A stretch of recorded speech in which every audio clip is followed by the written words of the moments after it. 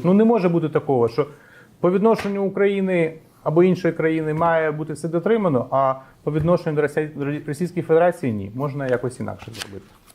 Вони приходять в архів і кажуть, а дайте нам, будь ласка, файл, який присвячений оформленню членства Російської Федерації в ООН. І у них на очах це ви можете дивитися, а це ви не можете дивитися. Це ми вам дамо, а це таємне. Радянського Союзу немає, а він є. А він є. І виникає питання, а чому ж, мовляв, пройшло 3 десятиліття, а ви не зміните статут? А що тоді ми всі робили 30 років? Всім доброго дня! Сьогодні Європейська Правда говорить про ООН. Як не дивно, бачите, у нас навіть прапорець є. І ми говоримо не лише про ООН, а також про Росію і її роль у цій організації. Як з'ясувалося, Росія має у Організації Об'єднаних Націй невизначений статус. І Україна в особі нашого постійного представника при Організації Об'єднаних Націй Сергія Кислиці буде це питання піднімати. Доброго дня, пане Сергію! Доброго дня. Україна планує ставити під питання взагалі членство Росії у цій організації. Чи правильно я це розумію? Ну, дивіться, по-перше, буде перебільшенням сказати, що я є, або мої колеги нинішні, чи тут в Нью-Йорку, чи в Києві, є першопроходцями цієї теми. Про питання сумнівності того, яким чином Російська Федерація переоформила, скажімо так, членство Радянського Союзу на себе, говорили багато і юристів, і українських, і німецьких, і навіть російських юристів. Головне ж не істерика навколо цього питання. Головне, що by the end of the day, як кажуть англійською мовою, ми маємо дати собі всі чесну відповідь. Чи Організація Об'єднаних Націй – це організація букви і норми статуту, чи це такий power Game Club, де великі гравці відповідно до сиюмоментних потреб вирішують, як вони себе поводять. Як для християн Біблія є головним документом, так і для ООНівців, і для міжнародного права є до певної міри і статут ООН. Мене деякі депутати народні запитали, а чи можуть вони, чи може парламент отримати останню засвідчену копію статуту ООН? Я звернувся до депозитарія, і ми отримали копію. От вона стоїть, бачите, у мене за спиною. Чудова така велика книжка. Тут є навіть факсимільні підписи всіх країн, які підписали в Сан-Франциско цей текст. Тут є підпис Радянського Союзу, є підпис представника Української Радянської Соціалістичної Республіки, є підпис представника Білоруської Радянської Соціалістичної Республіки. І ніякого підписа представника Російської Федерації, Російської Соціалістичної Федеративної Республіки там немає. Країни почали засновувати свої представництва постійні, і так з'явилося представництво Радянського Союзу з окремим послом Радянського Союзу, з'явилося представництво Української Радянської Соціалістичної Республіки, з'явилося представництво Білоруської Радянської Соціалістичної Республіки. Інших республік також не було? Ні, не було. Вони включалися в склад делегацій на Генасамблеї, на різні події, форуми, як окремі делегати, але було завжди лише 3 делегації. Радянська делегація і радянська місія з радянським послом, українська делегація, українська місія і білоруська делегація з окремим білоруським послом. Останнім послом Радянського Союзу був Юлій Воронцов, який, власне, і став першим послом Росії вже після розвалу Радянського Союзу.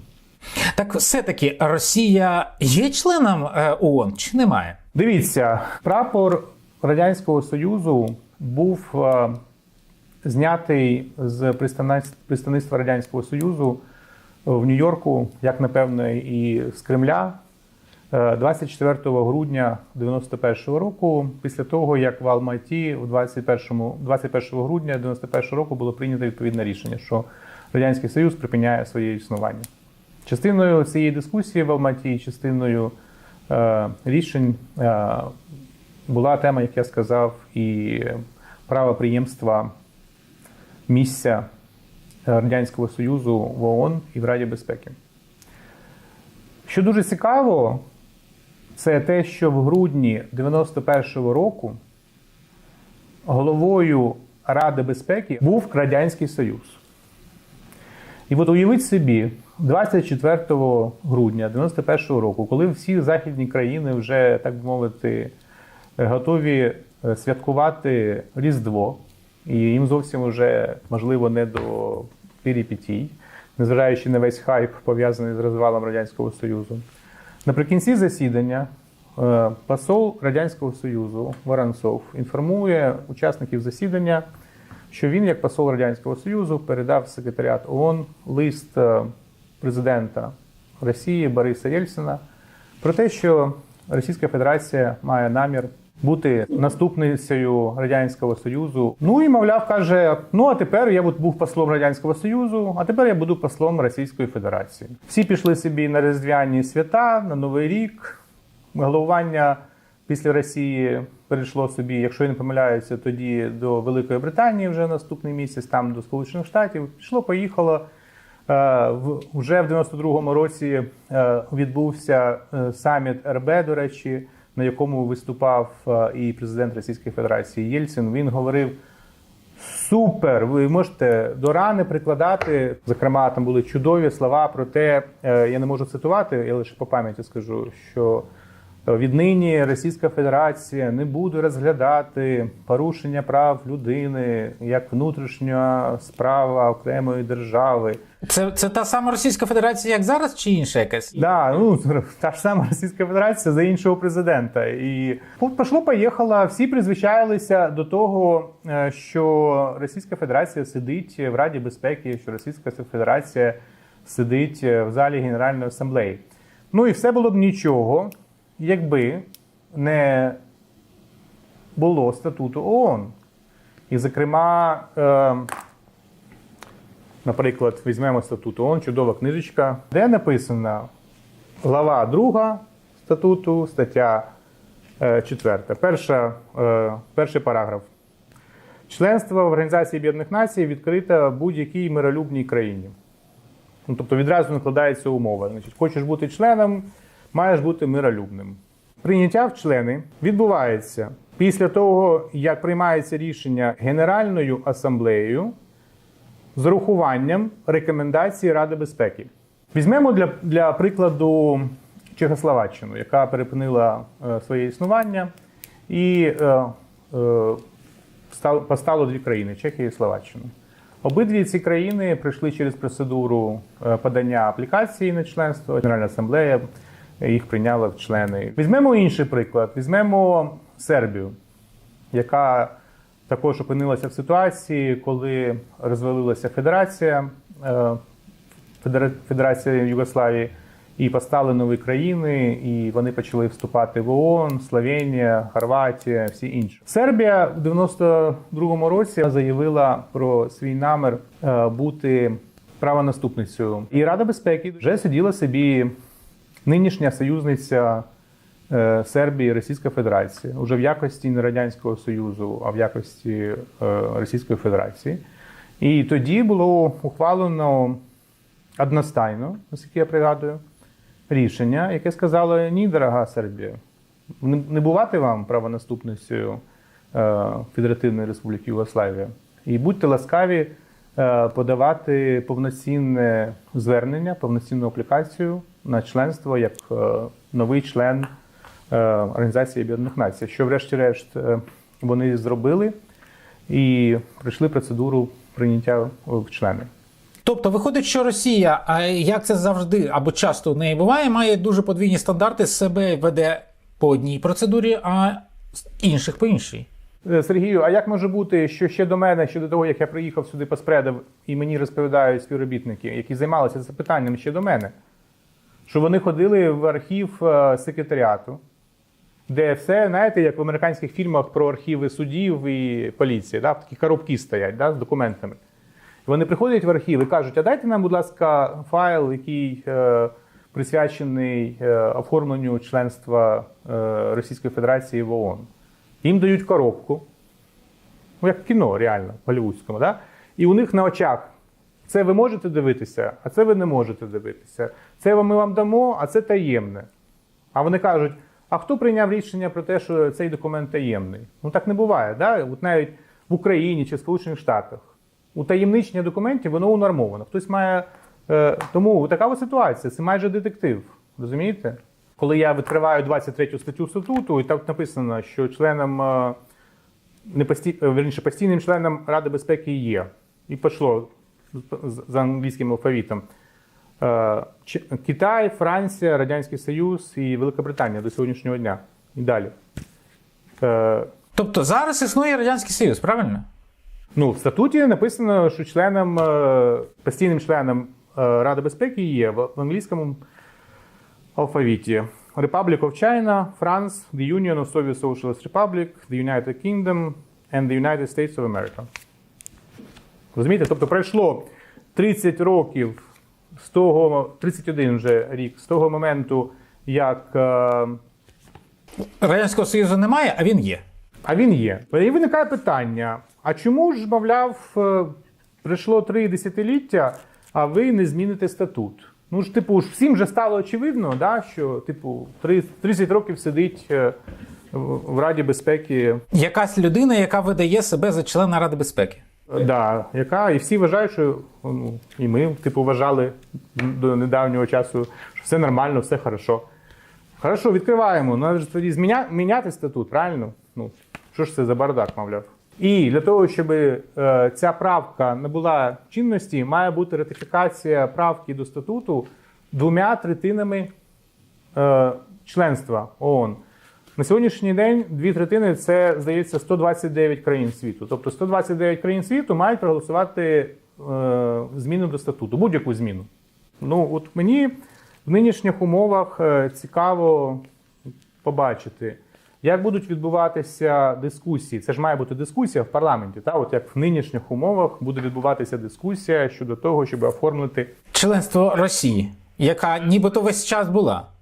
Яка, відповідно до статті 4, має бути миролюбною країною для того, щоб не просто бути постійним членом Ради безпеки, а ще і, в принципі, вступити в Організацію Об'єднаних Націй.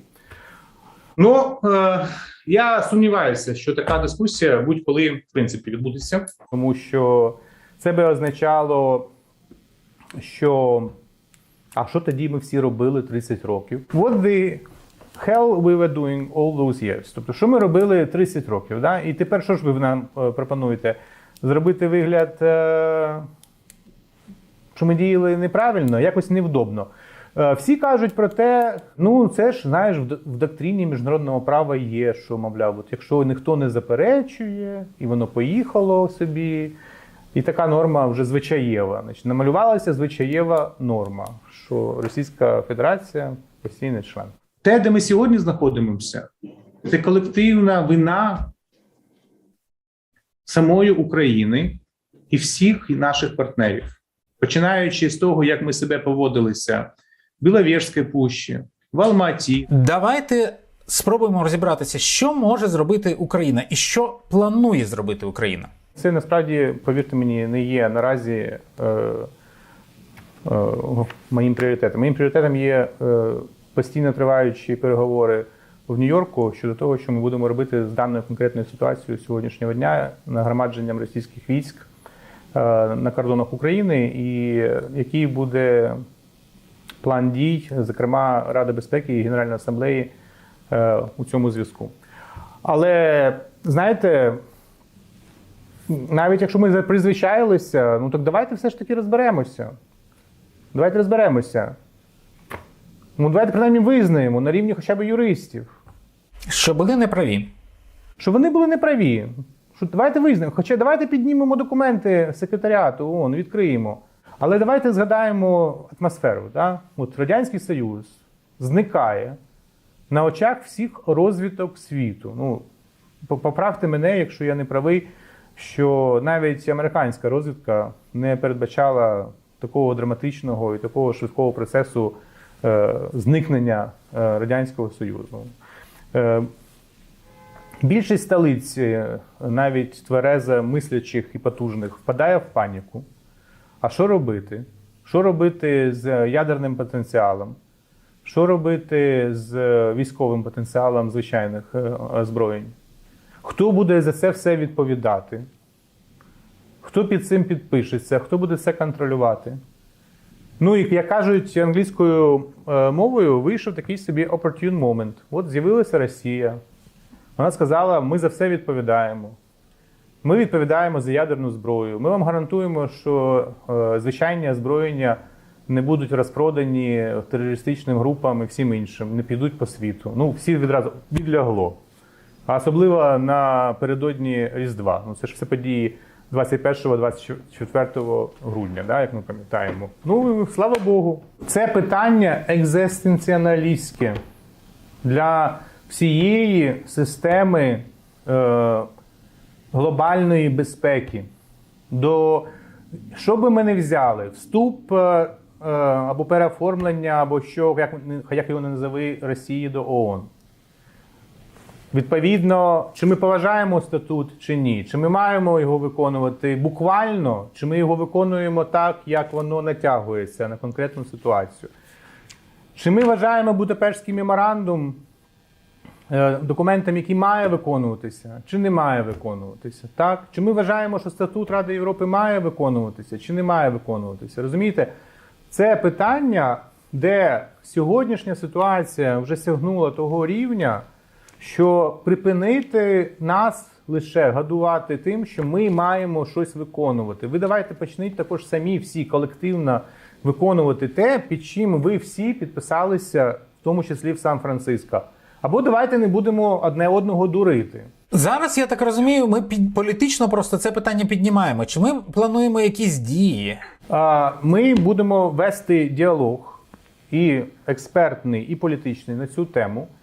Ми не будемо, як країна-член Ради Європи, або ОБСЄ, або ООН в даному випадку, підривати мандат цих організацій, тому що це в кінцевому рахунку не прислуговується інтересам самої України. Отже, юридично ми не будемо оскаржувати членство Росії. У мене немає ані таких планів, ані тим більше інструкції від мого керівництва це робити, тому що це питання дуже багатопланове, розумієте? І як я сказав, для того, щоб навіть вести експертну дискусію, подальшу серйозну експертну дискусію, потрібно отримати доступ до документів, які на сьогоднішній день не видаються на запити, в тому числі української сторони. І це має відношення напряму і до того, як ми ставилися всі ці роки, і до статуту ООН, і до правил. От я вам покажу, дивіться. Оце книжечка така собі, да? Товстенька. О. Це все правила процедури Ради безпеки. Тобто будь-який крок в Раді безпеки, ви перед тим, щоб щось зробити, ви маєте прочитати мільйон правил, як ви маєте себе вести в Раді безпеки. Ну не може бути такого, що по відношенню України або іншої країни має бути все дотримано, а по відношенню до Російської Федерації ні. Можна якось інакше зробити. До речі, найбільшими буквоєдами щодо правил процедури в Організації Об'єднаних Націй традиційно були завжди Радянський Союз, Російська Федерація, Куба, Нікарагуа і таке інше. Більше того, візьміть останній виступ Лаврова на Генеральній асамблеї, де він каже колективному Заходу: припиніть нав'язувати нам правила. Єдине, що ми маємо виконувати, це я перефраз зроблю, єдине, що ми маємо виконувати, це норми. Норми, які прописані в статуті. Розумієте? Я не кажу, що ми збираємося з цим змиритися, але це такий світ, який щонайменше останні 30 років існував, продовжує існувати, і який всі колективно, ми були учасниками процесу, дозволяли Росії, Москві, Путіну більше ніж 20 років, який знаходиться при владі в Російській Федерації, робити те, що він, власне, хотів. Ну, умовно, ми не можемо зібрати більшість членів ООН, які це підтримують, чи просто це нереально? Я думаю, що всі в ООН зацікавлені в тому, щоб не було розрушено систему колективної безпеки глобальної, а це Організація Об'єднаних Націй, яка на сьогоднішній день існує. Тобто ніхто не хоче переглядати? На всяк випадок? Всі зацікавлені в тому, щоб Рада безпеки функціонувала. Всі зацікавлені в тому, щоб Рада безпеки приймала дуже важливі рішення, які стосуються Сирії, які стосуються Судану, які стосуються ядерного нерозповсюдження і багатьох інших питань, від яких реально залежить доля мільйонів людей. Розумієте? Реально, в буквальному сенсі. Зрозумів. Тому це такий реал-політик, як би напевно сказали наші німецькі колеги. Що ж, будемо дякувати пану послу все-таки за те, що ми піднімаємо і не мовчимо, піднімаємо питання того, що Росія є державою, що порушує статут Організації Об'єднаних Націй, і взагалі насправді невідомо, чи є членом цієї організації. До побачення і лишайтеся з нами на нашому каналі.